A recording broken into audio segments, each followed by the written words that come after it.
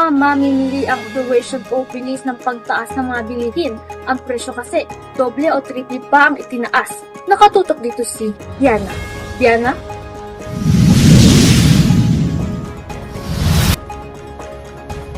Sa mga madalas mamalengke riyan, siguradong mapapakamot kayo ng ulo sa mahal ng presyo dito sa Santa Monica. 30 to 40 pesos ang minahal ng gulay gaya ng kamatis, carrots, repolyo at patatas. Naririto po tayo ngayon sa tindahan ng gulay at kasama po natin ngayon si Ate. Ate, ano po yung pinakamabentang produkto nyo araw-araw? Pakbet tsaka chapsuy. Anong oras naman po kadalasang maraming bumibili? Umaga tsaka hapon.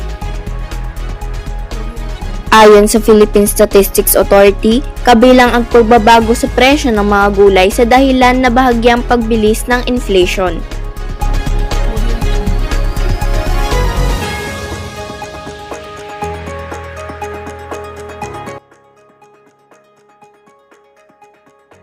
Iniimbestigahan ho ang pagtaas ng presyo. Makakakita tayo ng 10% to 15% increase ng presyohan ng mga high-rand at low-rand vegetables. We want to understand yung ating traders kung bakit ganun kalaki yung patong pati sa retailers. Ngayong araw po, nandito po tayo sa bilihan ng karing baka. Sa aming pananaliksik po ay mas nagmahal na ang presyo ng bilihing karing baka kaysa sa nakalipas na buwan. Ano po ang ginagawa nyo kapag hindi na bebenta ang inyong produkto? Pinoprocess natin nang sa ganon, pag kinabukasan, pwede pa natin maibenta. Kuya, may epekto po ba ang benta sa dami ng bumibili ng inyong produkto? Meron. Malaki pong epekto. Inabutan naming namimili sa barangay Santa Monica si John Alin, pero sa halip ng sariwang baboy ay frozen pork ang binili niya.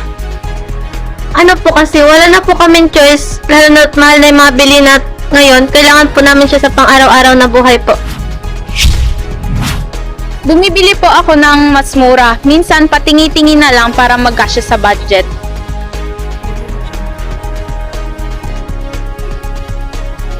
Malaking mura po kasi kung sariwa binili ko, daw makakabili ng 1.4 kilo.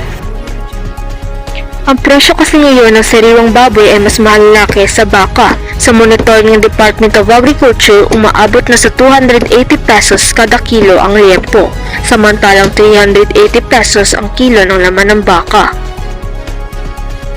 Ayon sa spokesperson ng DA, patuloy pa rin daw ang paglaki ng demand sa presyohan ng baboy. Pinag-aaralan din daw ng DA ang presyohan sa manok at isda.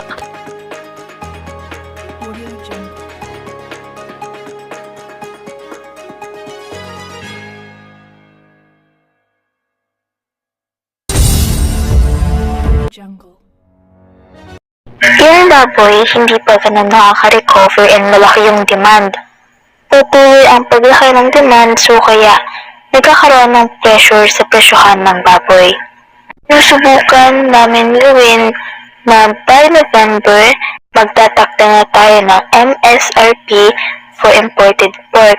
Pinag-aaralan din namin ito sa manok at isda.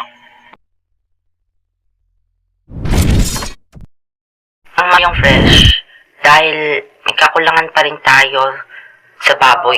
Meron kasi tayong depende sa lugar ng retailer, hanggat kaya itataas nila. Regarding sa gulay, it also affects the agri-commodities in a few days. No? Kasi ito yung mga commodity na madali rin itanim. Ako, si Angel Avila. Ako, si Hiro Arina.